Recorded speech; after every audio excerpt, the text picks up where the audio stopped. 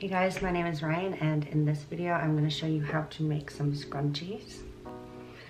I know you may be asking yourself, what does she know about scrunchies? She doesn't have any hair.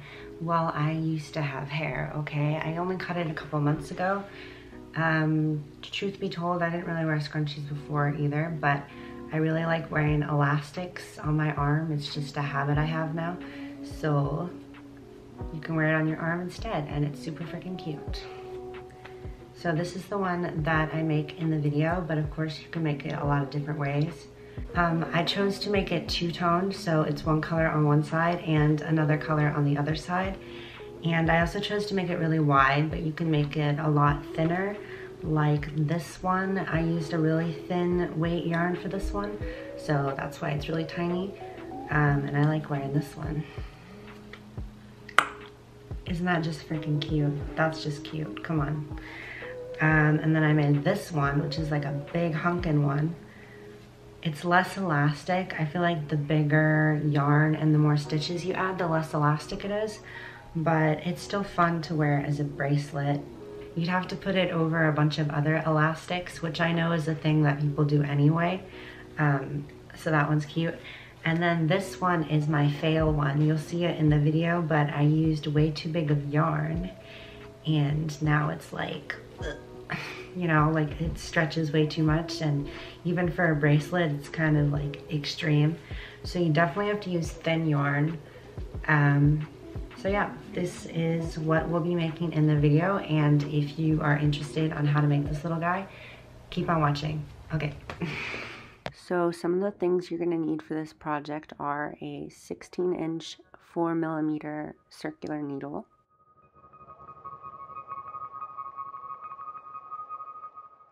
you're going to need some yarn. It has to be a thin weight, like DK or Sport. You want it to be really thin, or else it's not going to work, and it's not going to be really elastic in the end. And you're going to need a stitch marker, or just a piece of string if you don't have one. And of course you're going to need hair ties, preferably new hair ties, because you want them to be really strong. You're also going to need a tapestry needle to sew everything together at the end.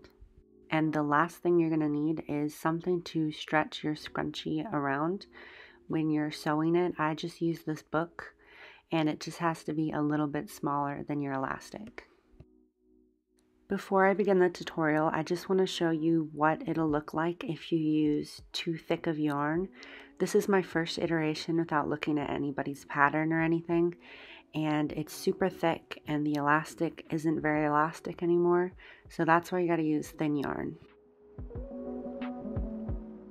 So to start off, you're going to need to leave about an arm's length of yarn, enough to get you 80 stitches, and then you're going to make a slip knot.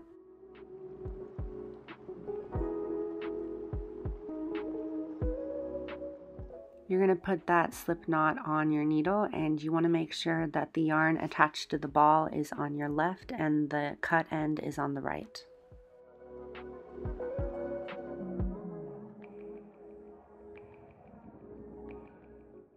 So now we're going to longtail cast on. I do have a video tutorial for this on my channel, so I'm not going to go very in depth. Just try to make sure to make your stitches pretty loose, because it's going to be a little hard to get into them with the thin yarn.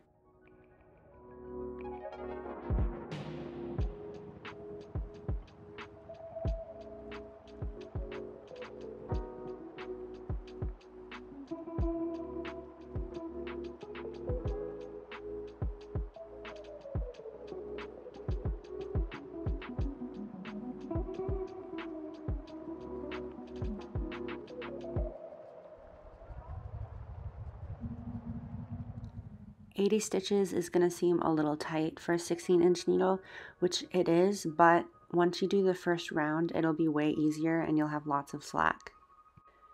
When you've made sure that none of your stitches are twisted, you want to make sure that the yarn is on the right needle. So you're going to slip on your stitch marker, and then you're just going to knit the first stitch. And I like to knit the first 1 or 2 stitches with both strands, the tail and the ball yarn, just because that gives it a better union, a more solid join.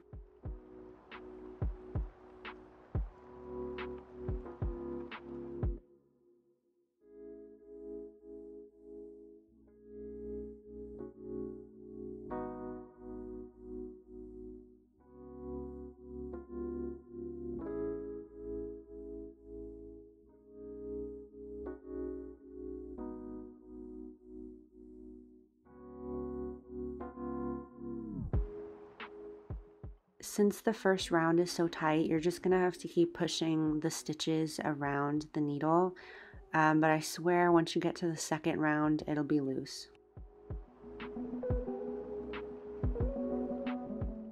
So coming back around to the other side, you're just gonna knit the last stitch, slip the stitch marker onto the other needle, and then that first stitch that I knit with both strands, you're just gonna knit that as one regular stitch, and that just really solidifies the join.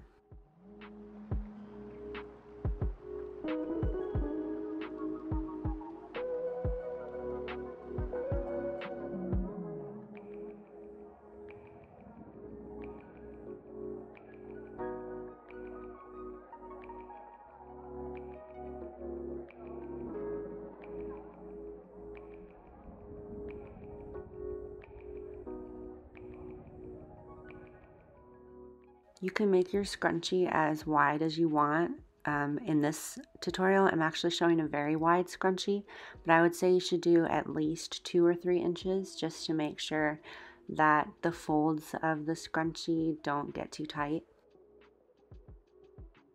And here I'm going to show you how to change color. It's very simple. All you have to do is start knitting the new stitch with the new color, and that's it. And I tie the strings in the back, and since they're going to be on the inside of the scrunchie, you don't have to weave in any ends. Yay!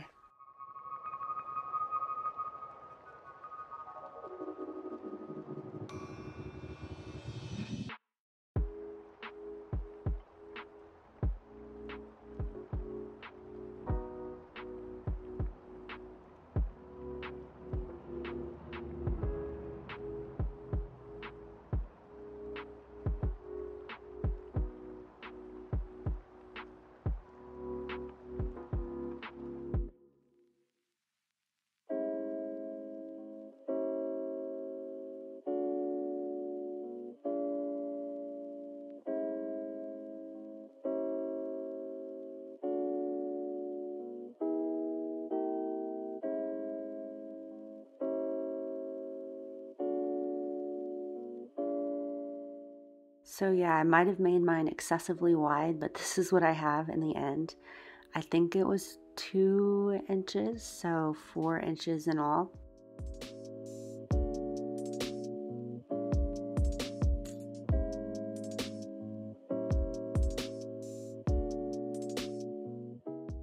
So to cast off, I'm going to use a slightly larger needle. I like doing that just because it makes it looser. So I'm using a 5mm needle. And all you have to do to cast off is knit 2 stitches, and then you're going to pull the stitch behind over the one in front, and then you're going to knit another stitch and do the same thing until you have no stitches left on the needle.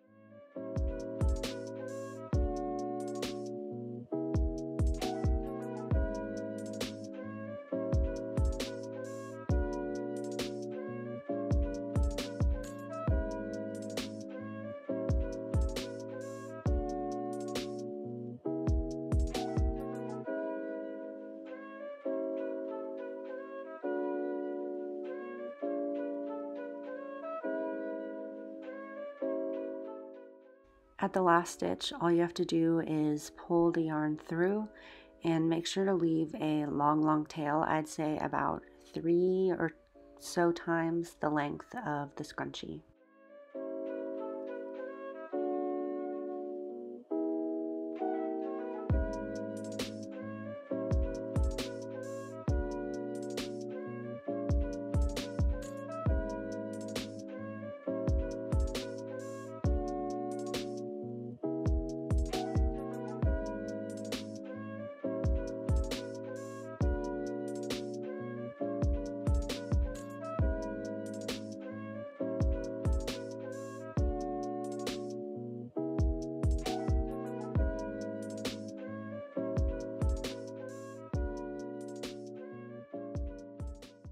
So to sew it up, you're going to flip it inside out, and then you're going to put it over the book, and then you're going to take your elastic and you're going to put your elastic over the scrunchie. Try to get it in the middle. It's not going to all fit just because the scrunchie is going to be wider than the book, and that's okay. and then just pull your string out, and I'll show you how to sew in a second.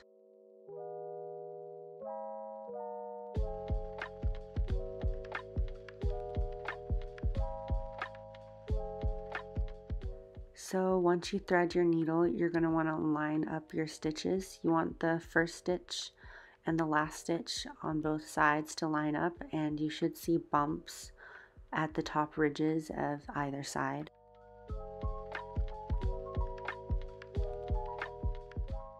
I'm going to be showing you two different ways to sew it up. The first way is definitely a little easier, but I don't think it looks as good. So that is this way. You're just going to go through the bump on either ridge, and you're going to go back and forth, or you could whip stitch, but I feel like that's even worse.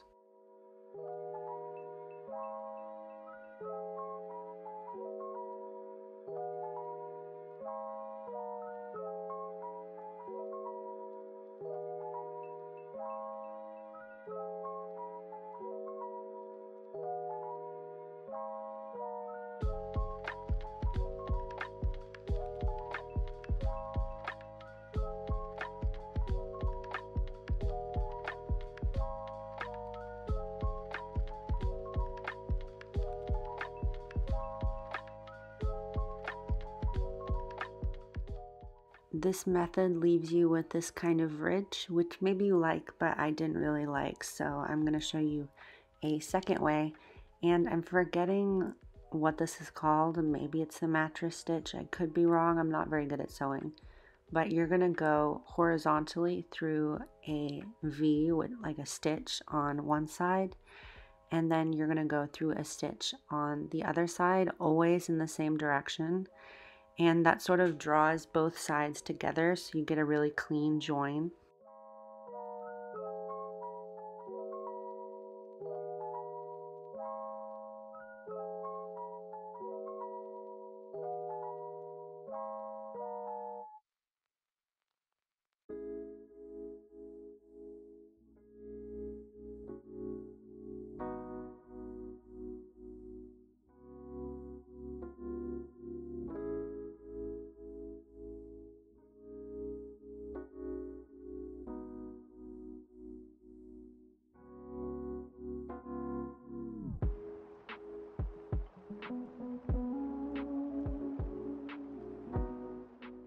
And here is either method side by side, so you can choose which one you like the best. I liked the more visible one better. Maybe you won't. Now I'm going to show you a few examples of scrunchies I've made in the past. This one I used the first sewing method. It's not really that noticeable. It's on the back and no one's really going to see it anyway, so if you choose to do that one, it's not the end of the world. And here's an example of the other style. I just like this way better. I think it looks a lot cleaner.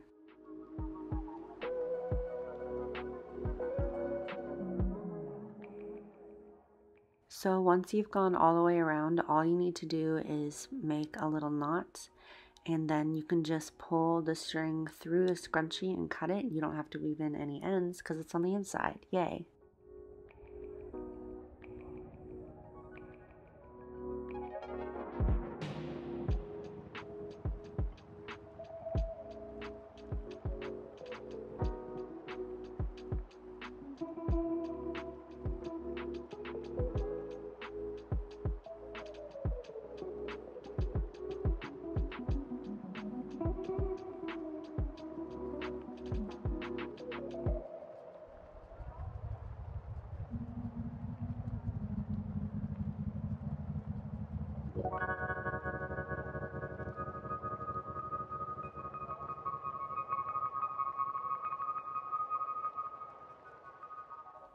And now your scrunchie is done. I just try to like scrunch it up a bit just to get the elastic back to its original size.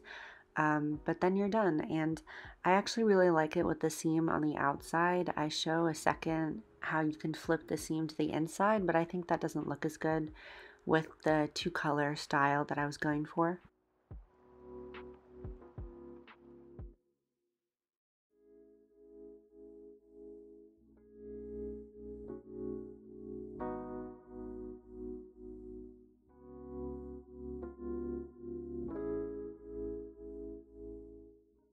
Thank you guys so much for watching this video, and if there's anything else that you would like me to make, please leave it below in the comments. Goodbye!